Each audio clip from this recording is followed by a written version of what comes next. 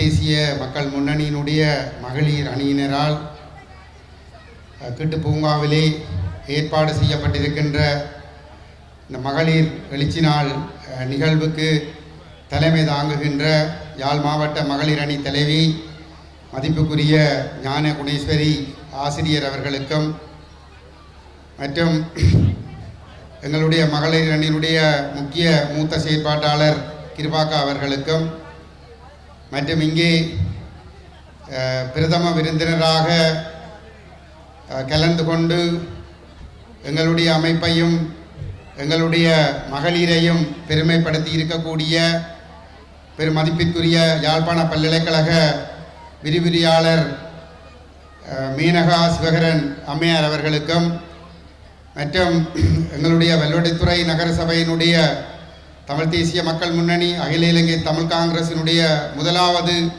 வெள்ளோடித்துறையினுடைய நகரசபை முன்னாள் தவிசாளர் அம்மா அவர்களுக்கும் மற்றும் இங்கே கூடியிருக்கின்ற அன்புக்குரிய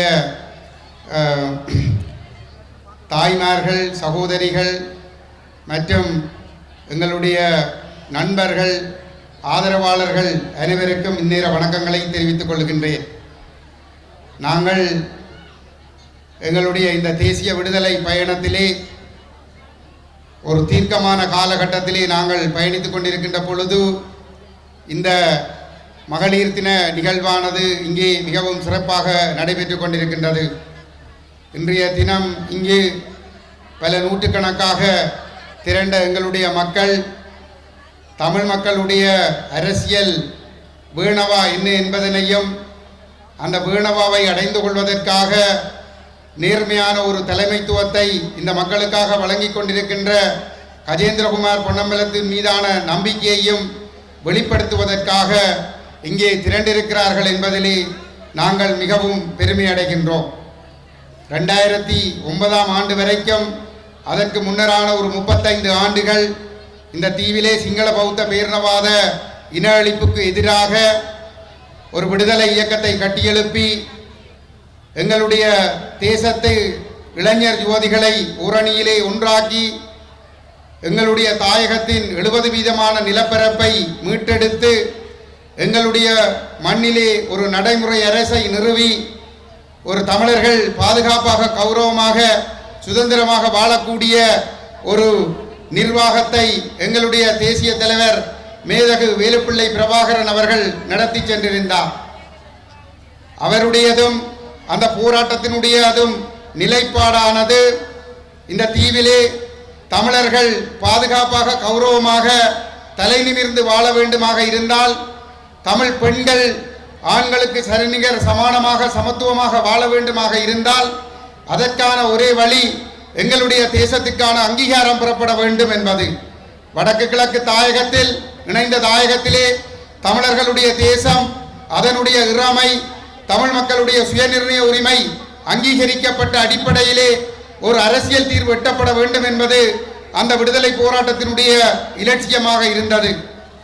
அந்த விடுதலை போராட்டம் பூகோள ஆதிக்க போட்டி காரணமாக இந்த வல்லரசுகளுக்கு இடையிலான நலன்சார் சுயநல போக்கு காரணமாக அது ஒரு இன அழிப்பின் மூலமாக முடிவுக்கு கொண்டு வரப்பட்டிருந்தாலும் கூட அந்த விடுதலை போராட்டம் தன்னுடைய இறுதி மூச்சு வரை 2009 மே 18 வரை இந்த லட்சியத்தை சரணாகதி அடைய செய்யவில்லை. அந்த விடுதலை போராட்ட லட்சியத்தை உறுதியாக கொண்டு வந்து அடுத்த தலைமுறையினரிடம் கையளித்து விட்டு அந்த போராட்டம் மௌனித்துக் கொண்டது. அந்த போராட்டம் விட்ட இடத்திலிருந்து தமிழர்களுக்கான இந்த அரசியல் விடுதலை வேட்கையை அந்த இலட்சிய நெருப்பை தன்னுடைய கைகளிலே எடுத்து முன்கொண்டு செல்லுகின்ற ஒரே ஒரு அரசியல் தலைவராக கடந்த 17 ஆண்டுகளாக கஜேந்திரகுமார் பொன்னம்பலம் மாத்திரம்தான் இயங்கிக் கொண்டிருக்கிறார் என்பதிலும் அவருடைய தலைமையின் கீழே நாங்கள் அணிதிரண்டு இங்கே பல நூறாக திரண்டு நிற்கிறோம் என்பதிலும் நாங்கள் உண்மையிலே பெருமை அடைகின்றோம். நிச்சயமாக இந்த பூகோள ஆதிக்க போட்டியானது தமிழர்களுக்கான ஒரு விடுதலை வாய்ப்பை கொண்டு வரும் என்பதிலே எங்களுக்கு ஒரு திடமான நம்பிக்கை இருக்கிறது. ஆனால் அந்த வாய்ப்பை நாங்கள் எமதாக்கி கொள்ள வேண்டுமாக இருந்தால் எங்களுடைய அரசியல் நிலைப்பாடுகளை நாங்கள் ஒருபோதும் விட்டுக் கொடுக்க கூடாது. குறிப்பாக சிங்கள தேசம் பல்வேறுபட்ட முகங்களை காட்டிக்கொண்டு பசப்பு வார்த்தைகளை கூறிக்கொண்டு எங்கள் முன்னால் அரசியல் தீர்வுகள் என்று பல்வேறு விடயங்களை கொண்டு வருகின்ற பொழுது நாங்கள் அதற்குள் அகப்பட்டுக் கொள்ளக்கூடாது.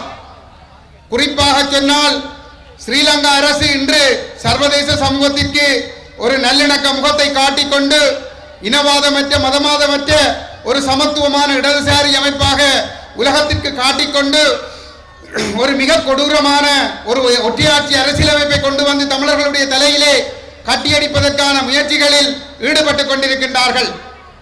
குறிப்பாக இந்த அனுரகுமார அரசாங்கமும் கடந்த அரசாங்கங்களுக்கு எந்த விதமான விதிவிலக்கும் இல்லாமல் அதே இனவாத போக்கிலும் மதவாத போக்கிலும் இனவெறி கொண்டு, இன்னும் சொல்ல போனால் கோட்டாபய ராஜபக்ச மஹிந்த ராஜபக்சவை விட மிக கொடூரமான மிக மோசமான ஒரு ஏமாற்றுக்காரனாகவும் இனவாதியாகவும் அனுரகுமார திசாநாயக்கா செயல்பட்டுக் கொண்டிருக்கின்றார். அவருடைய இந்த ஏமாற்றுகளுக்குள் நாங்கள் அகப்பட்டு விடக்கூடாது. கடந்த 2015க்கும் 2019க்கும் இடையில் தமிழ் மக்களுடைய வாக்குகளை பெற்று நாடாளுமன்றத்திற்கு சென்று அங்கே அறுதி பெரும்பான்மை ஆசனங்களோடு தங்கியிருந்த பதவியில் குந்தியிருந்த தமிழ் தேசிய கூட்டமைப்பு தமிழரசு கட்சியினுடைய பங்கு பெற்றுதலோடு முழுமையான இடக்கத்தோடு அந்த ரணில் மைத்திரி குள்ளநரி ஆட்சி தயாரித்த ஏக்கிய ராட்சிய அரசியல் யாப்பு வரைவை தமிழர்களுக்கான இனப்பிரச்சனைக்கான தீர்வாக கொண்டு வந்து நிறைவேற்றுவதற்கு அனுர அரசாங்கம் பகிரத பிரயத்தனம் செய்து கொண்டிருக்கின்றது. அந்த அரசியலமைப்பை தமிழர்கள் ஏற்றுக்கொண்டால் இந்த தீவிலே தமிழர்களுக்கு சாவு மணி அடிக்கப்படும். ஆகவே அந்த முயற்சியை முறியடிக்க வேண்டும் என்பதற்காக இந்த கடந்த 17 ஆண்டுகளாக மிக உறுதியாக நேர்மையாக செயல்பட்டுக் கொண்டிருக்கின்ற எங்களுடைய தலைவர் கஜேந்திரகுமார் பொன்னம்பலம் அவர்கள் கடந்த 24ஆம் ஆண்டு நவம்பர் மாதம் நடைபெற்ற நாடாளுமன்ற தேர்தலுக்கு பிற்பாடு ஏற்பட்டிருக்கக்கூடிய ஆபத்து நிலைமையை புரிந்து கொண்டு தாயகத்தில் உள்ள அரசியல் தரப்புகளை ஒன்றிணைத்து மக்களை ஒன்றிணைத்து புலம்பெயர் தமிழர்களை ஒன்றிணைத்து தமிழகத்தில் இருக்கக்கூடிய 7 கோடி தமிழர்களுடைய ஆதரவை திரட்டி தமிழக அரசியல் தலைவர்களுடைய ஒத்துழைப்போடு இந்திய அரசு ஊடாகவும் மற்றும் ஐரோப்பிய சர்வதேச அரசுகளுடைய ஆதரவோடும் இல்ல அனுர அரசின் மீது அழுத்தங்களை பிரயோகித்து இந்த ஏக்கிய ராட்சிய அரசியலமைப்பை கொண்டு வந்து நிறைவேற்றுவதற்கு எடுக்கின்ற முயற்சிகளை முறியடிப்பதற்காக தீவிரமாக செயல்பட்டுக் கொண்டிருக்கின்றார். அந்த வகையிலே இந்த முயற்சி நிச்சயமாக வெற்றி பெறும். அந்த முயற்சியிலே நாங்கள் வெற்றியடைய வேண்டுமாக இருந்தால் அனுர அரசாங்கம் இன்று தனக்கு இருக்கக்கூடிய 159 அறுதி பெரும்பான்மை ஆசனங்களை வைத்துக் கொண்டு இந்த ஏக்கிய ராட்சிய அரசியலமைப்பை ஒருதலை பட்சமாக கொண்டு வந்து நிறைவேற்றுவதற்கு எடுக்கின்ற முயற்சிகளை தமிழர்கள் முறியடிக்க வேண்டும். அது தொடர்பான விழிப்புணர்வு எங்களிடம் இருக்க வேண்டும். அந்த விழிப்புணர்வு இருந்தால் நிச்சயமாக சிங்கள தேசம் தமிழர்களுடைய தலையிலே ஒற்றையாட்சியை கட்டியடிப்பதற்கு எடுக்கின்ற முயற்சிகளை தோற்கடித்து தமிழர்கள் நீண்ட காலமாக போராடி வருகின்ற தமிழர்களுடைய தேசம் முறைமை சுயநிர்ணய உரிமை அங்கீகரிக்கப்பட்ட அடிப்படையிலான ஒரு அரசியல் தீர்வை நாங்கள் நிச்சயமாக அடைந்து கொள்ளக்கூடியதாக இருக்கும். அந்த அரசியல் தீர்வை நோக்கி நாங்கள் முன்னேற்றகரமாக செல்ல வேண்டுமாக இருந்தால் மாமனிதர் குமார் பொன்னம்பலத்தின் அவர்களுடைய மகன் தமிழ் தேசிய மக்கள் முன்னணியினுடைய தலைவர் கஜேந்திரகுமார் பொன்னம்பலம் அவர்களுடைய கரங்களை பலப்படுத்துவது மாத்திரம்தான் எங்களுக்கு இருக்கக்கூடிய ஒரே ஒரு சாத்தியமான வழியாகும்.